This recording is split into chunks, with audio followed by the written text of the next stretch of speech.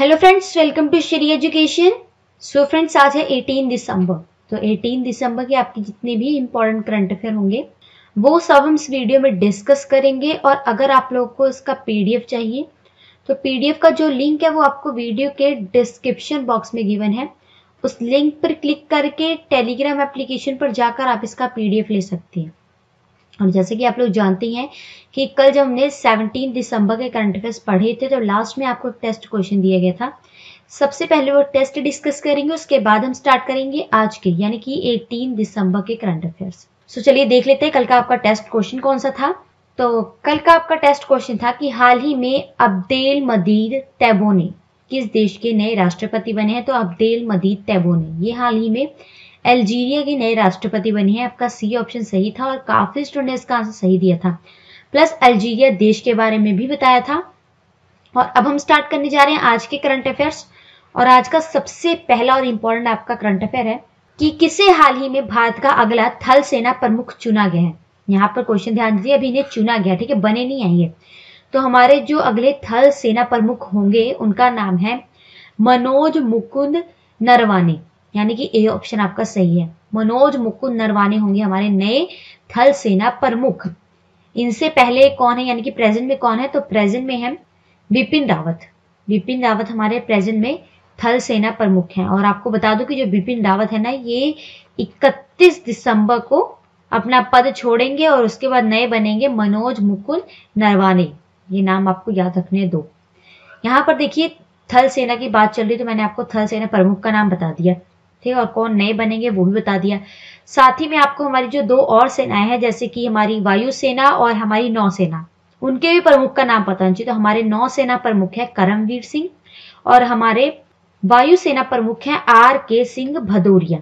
ये तीन इंपॉर्टेंट नाम आपको याद है, थल सेना, वायुसेना और नौसेना के प्रमुख का नाम पूछ लिया जाता है एग्जाम्स में। तो ये कुछ इंपॉर्टेंट बातें हो गई इस क्वेश्चन के बारे में जो कि आपके लिए बहुत ही ज्यादा इंपॉर्टेंट है। और अगला इंपॉर्टेंट करंट अफेयर देख लेते हैं। आज का अगला क्वेश्चन है कि हाल ही में जारी जेंडर गैप इंडेक्सिंग में भारत का क्या स्थान है। तो हाल ही में जो इंडेक्सिंग जारी हुई है जेंडर गैप इंडेक्सिंग, इसमें हमारा भारत जो है ये 112वें स्थान पर है। सबसे पहले तो बता दूं आपको कि ये टोटल 153 देशों की रैंकिंग थी जिसमें से भारत को 112वां स्थान मिला है, ठीक है। और आपको ये भी बता दो कि जब 2018 में ये रैंकिंग हुई थी जेंडर गैप इंडेक्सिंग, तब भारत 108वें स्थान पर था, ठीक है। अब भारत की रैंकिंग और ज्यादा लो हो गई है, 112वें स्थान पर हो गया भारत। अब ये जो इंडेक्सिंग है ये किस बेसिस पे जारी हुई थी और किसके द्वारा ये रिपोर्ट जारी की गई, तो ये इंडेक्सिंग WEF यानी कि वर्ल्ड इकोनॉमिक फोरम के द्वारा जारी की गई है। और इस इंडेक्सिंग में महिलाओं का बिजनेस में क्या योगदान है और उसके बाद उनकी हेल्थ को देखते हुए ये इंडेक्सिंग की गई थी जिसमें भारत को 112वां स्थान मिला है। भारत की रैंकिंग आपको पता लगे, बट इस इंडेक्सिंग में टोटल 153 कंट्रीज में पहले रैंक पर कौन सी कंट्री है, तो पहले स्थान पर है आइसलैंड और दूसरे स्थान पर है नॉर्वे और तीसरे स्थान पर है फिनलैंड। आइसलैंड पहले स्थान पर, यानी कि यहाँ पर महिलाओं की दशा सबसे अच्छी है, ठीक है।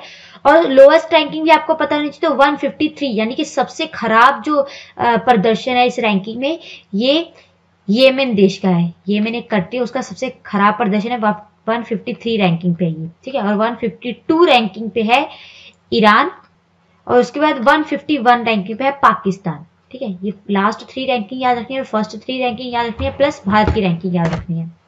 अब जैसे ही मैंने बताया कि ये जो इंडेक्सिंग है ये WEF यानी कि वर्ल्ड इकोनॉमिक फोरम के द्वारा जारी की गई। तो WEF के बारे में पता चाहिए, वर्ल्ड इकोनॉमिक फोरम, देखिए इसकी स्थापना 1971 में हुई है और इसका हेडक्वार्टर स्विट्जरलैंड में है। और WEF इनके जो फाउंडर हैं और इनके जो हेड हैं उनका नाम है क्लोज स्क्वैब। क्लोज स्क्वैब का नाम याद रखना है आपको यहाँ पर। जैसे मैंने बताया कि इस इंडेक्सिंग में पहले स्थान पर है आइसलैंड, तो यहाँ पर आइसलैंड के बारे में आपको नोट करना होगा। देखिए यहाँ पर जो मार्क दे रही है यहाँ पर आइसलैंड, इसकी कैपिटल है रेकजाविक, करेंसी है आइसलैंडिक कोरन और प्रेसिडेंट का नाम है गोआनी था जोनेसन और प्राइम मिनिस्टर का नाम भी याद रखना, प्राइम मिनिस्टर है कैट्रीन जोकोब्स डोटियर, ठीक है। ये कुछ इंपॉर्टेंट बातें आइसलैंड के बारे में जो कि आपको नोट करनी है इंपॉर्टेंट। और ये इंडेक्सिंग किसके द्वारा जारी की है, WEF। तो WEF के बारे में बहुत ही इंपॉर्टेंट आपको नोट करना है। तो ये कुछ इंपॉर्टेंट बातें इस क्वेश्चन के बारे में। और नेक्स्ट करंट अफेयर देखते हैं। अगला क्वेश्चन है भारत और किस देश के बीच संयुक्त सैन्य युद्ध अभ्यास जिसका नाम है सूर्य किरण ऑर्गेनाइज किया गया, तो उस देश का नाम है नेपाल। हाल ही में भारत और नेपाल के बीच में ये युद्ध अभ्यास ऑर्गेनाइज किया गया, सूर्य किरण जिसका नाम है। क्यों ऑर्गेनाइज किया गया ये भी बता देती हूँ। तो भारत और नेपाल की सेनाओं को संयुक्त रूप से ट्रेनिंग प्रोवाइड करने के लिए इस युद्ध अभ्यास को ऑर्गेनाइज किया गया, ठीक है। और आपको ये भी बता देती हूँ कि इसे कहाँ पर ऑर्गेनाइज किया गया। तो नेपाल के अंदर एक जगह है जिसका नाम है रूपेनदेही, रूपेनदेही ये नेपाल में है, वहां पर इसे ऑर्गेनाइज किया गया इस युद्ध अभ्यास को, ठीक है। ये आपको याद रखना। यहाँ पर नेपाल के बारे में भी नोट कर लीजिए। यहाँ पर है नेपाल की कैपिटल है काठमांडू, करेंसी है नेपाली रुपये और प्रेसिडेंट है विद्या देवी भंडारी और नेपाल के प्राइम मिनिस्टर खड्गा प्रसाद ओली। ये कुछ इंपॉर्टेंट बातें हुई नेपाल के बारे में। नेक्स्ट इंपॉर्टेंट करंट अफेयर है, हाल ही में किस राज्य के मुख्यमंत्री ने अंतरराष्ट्रीय फिल्म महोत्सव का उद्घाटन किया है। तो उस राज्य का नाम है मध्य प्रदेश, यानी कि ए ऑप्शन आपका सही है। एमपी के जो चीफ मिनिस्टर उन्होंने हाल ही में अंतरराष्ट्रीय फिल्म महोत्सव का उद्घाटन किया है। एमपी के चीफ मिनिस्टर का नाम बता देती हूँ, तो इनका नाम है कमलनाथ। कमलनाथ ने हाल ही में अंतरराष्ट्रीय फिल्म महोत्सव का उद्घाटन किया है। आपको पता है फिल्म फेस्टिवल में क्या होता है, ये जितनी भी फिल्में होती हैं उन्हें दिखाया जाता है, उनकी स्क्रीनिंग की जाती है, ठीक है। और यहाँ पर आपको ये भी बता देती हूँ कि ये जो फिल्म फेस्टिवल इसे कहाँ पर ऑर्गेनाइज किया, तो ये इंटरनेशनल फिल्म फेस्टिवल इसे हाल ही में खजुराहो में ऑर्गेनाइज किया गया। कहाँ पर? खजुराहो में, ये आपको नोट करना है। यहाँ पर एमपी के बारे में आपको पता नहीं चाहिए, मध्य प्रदेश। उससे पहले देखिए ये जो पिक्चर में दिखाई ये है एमपी के चीफ मिनिस्टर कमलनाथ, जिन्होंने इस फिल्म फेस्टिवल का उद्घाटन किया। यहाँ पर एमपी कैपिटल है भोपाल, चीफ मिनिस्टर बता दिए कमलनाथ है और गवर्नर लालजी टंडन है। और एमपी के अंदर लोकसभा की सीटें 29, राज्यसभा की सीटें 11, विधानसभा की सीटें 230 हैं।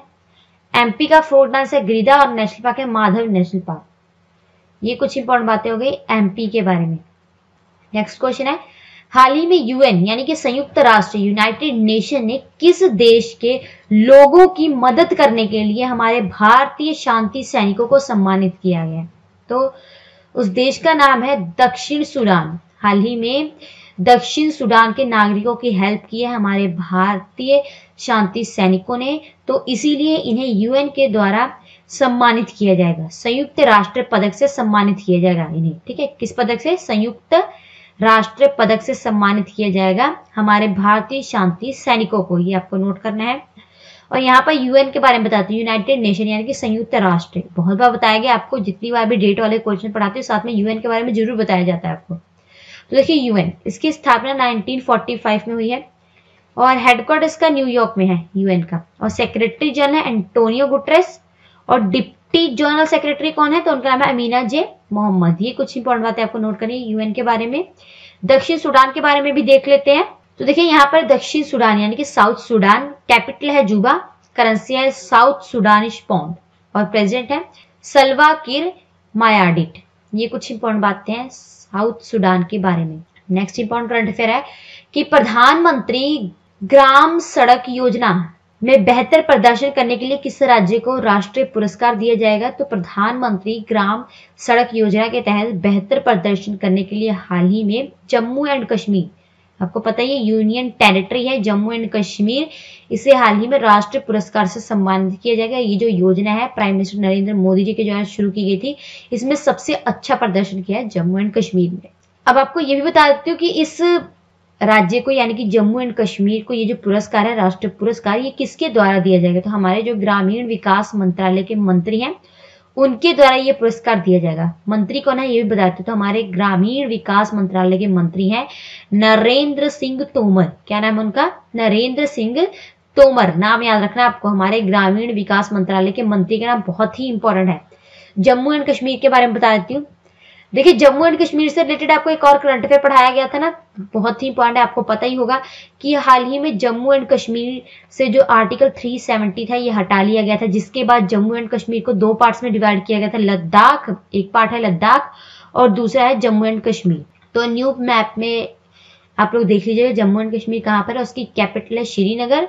और जम्मू एंड कश्मीर के अंदर जो उप राज्यपाल हैं उनका नाम याद रखने, तो उप राज्यपाल है वहां के गिरीश चंद्र मुर्मू। और जम्मू कश्मीर के अंदर लोकसभा की सीटें 6, राज्यसभा की सीटें 4, विधानसभा की सीटें 87 है। फोक डांस ढूमल और कूट डांस है। नेशनल पार्क द चिंगम नेशनल पार्क है। ये कुछ इंपॉर्टेंट बातें हैं जम्मू एंड कश्मीर के बारे में। नेक्स्ट इंपॉर्टेंट क्वेश्चन है, हाल ही में किसे सूचना और प्रसारण सचिव बनाया गया? तो हमारे सूचना एवं प्रसारण सचिव बने हैं रवि मित्तल, यानी कि ए ऑप्शन आपका सही है। रवि मित्तल से पहले थे अमित खरे, अमित खरे की जगह ली है रवि मित्तल ने। रवि मित्तल के बारे में बता देती हूँ। देखिए रवि मित्तल ये ना 1986 बैच के बिहार कैडर के आईएएस ऑफिसर हैं, और रवि मित्तल इससे पहले वित्तीय सेवा विभाग के विशेष सचिव थे। क्या थे ये? वित्तीय सेवा विभाग के विशेष सचिव। रवि मित्तल के बारे में बता रही हूँ अभी मैं आपको। यहाँ पर आपको ये पता चाहिए कि अमित खरे जो कि इनसे पहले थे, इनके बारे में बताती हूँ।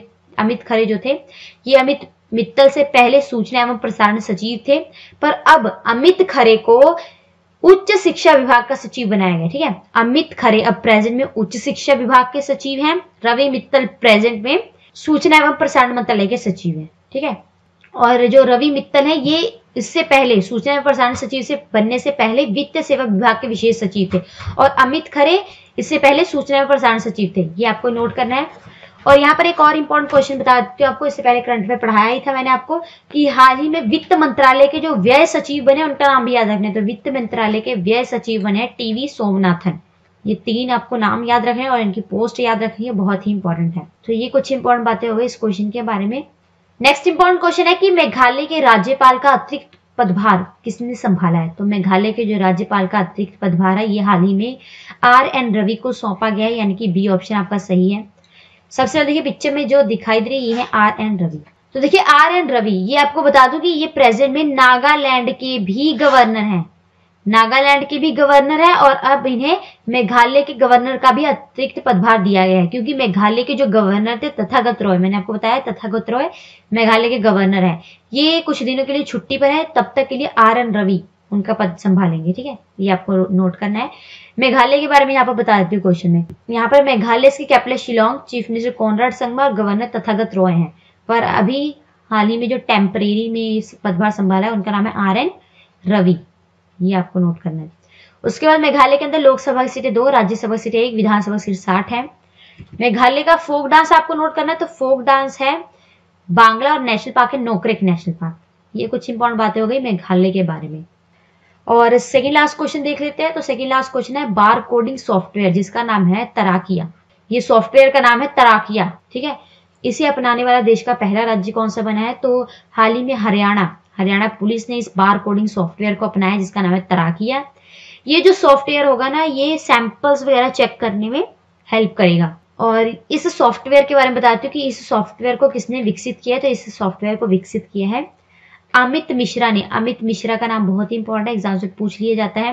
तो अमित मिश्रा आपको पता होना चाहिए कि इन्होंने ये बार कोडिंग सॉफ्टवेयर बनाया, इनका नाम याद रखना है, पूछ लिया जाएगा एग्जाम्स में। ठीक है, नोट कर लीजिए। और इस बार कोडिंग सॉफ्टवेयर का नाम याद रखना, क्या नाम है? तराकिया। हरियाणा राज्य पहला देश का राज्य है जिसने इस बार कोडिंग सॉफ्टवेयर तराकिया को अपनाया है। ठीक है, हरियाणा के बारे में बताती हूँ। यहाँ पर हरियाणा कैपिटल है चंडीगढ़, पंजाब की भी कैपिटल चंडीगढ़ आप लोग जानते हैं।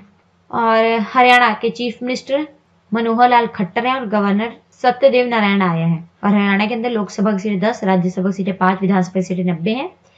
हरियाणा का फोक डांस रागनी और national park Sultanpur national park है। ये कुछ इंपॉर्टेंट बातें हो गई हरियाणा के बारे में। और आखिरी क्वेश्चन देख लेते हैं। तो आखिरी क्वेश्चन है डैनी येलो का निधन हो गया, आपको बताने के निम्नलिखित में से किससे संबंधित है? तो डैनी येलो ये एक अभिनेता थे, बी ऑप्शन आपका सही, हॉलीवुड अभिनेता थे ये देखिए जो पिक्चर में दिखाई है डैनी येलो, इनका निधन हो गया। एज बता देती तो 86 ईयर की एज में इनका निधन हुआ है। और आपको ये भी बता दूं कि जो डैनी येलो है ये अमेरिका के हॉलीवुड अभिनेता थे, ये आपको नोट करना है। ठीक है, और इनके बारे में एक और इंपॉर्टेंट बताती हूँ, बहुत ही फेमस मूवी है गॉड फादर पार्ट 2, उसमें इन्होंने किरदार निभाया है। ठीक है, ये आपको नोट करना है। और ये अमेरिका के हैं, तो अमेरिका के बारे में बताती हूँ। यहाँ पर अमेरिका, इसकी capital Washington, currency US dollar और प्रेसिडेंट है डोनाल्ड ट्रंप। ये कुछ इंपॉर्टेंट बातें आपको नोट करनी है अमेरिका के बारे में, बहुत ही इंपॉर्टेंट है। अमेरिका के बारे में वैसे बहुत बार बताया गया आपको। तो ये थे आपके आज के करंट अफेयर्स, यानी कि 18 नवंबर के करंट अफेयर्स। और जैसे कि स्टार्टिंग में कहा है मैंने आपको कि लास्ट में टेस्ट दिया जाएगा। तो टेस्ट क्वेश्चन है कि हाल ही में विजय दिवस कब मनाएंगे? इन 4 ऑप्शन में से बताना है। इस क्वेश्चन का आंसर आपको कमेंट बॉक्स में देना होगा। सो फ्रेंड्स, अगर वीडियो आपको पसंद आता है तो प्लीज ज्यादा से ज्यादा से लाइक कीजिए, शेयर कीजिए, और मैं कमेंट करके जरूर बताइए कि आपको वीडियो कैसा लगा। और हम आपसे मिलते हैं नेक्स्ट लेक्चर में। और जो आपके ईयरली करंट अफेयर 2019 के जितने भी इंपॉर्टेंट करंट अफेयर टॉप 50 वो जल्दी अपलोड होने वाले हैं, वो देख लीजिएगा जरूर, बहुत ही इंपॉर्टेंट है। सारे इंपॉर्टेंट क्वेश्चन उसमें कवर किए जाएंगे। ठीक है, और हम आपसे मिलते हैं नेक्स्ट लेक्चर में, तब तक जुड़ रहे हैं हमारे साथ। Thank you.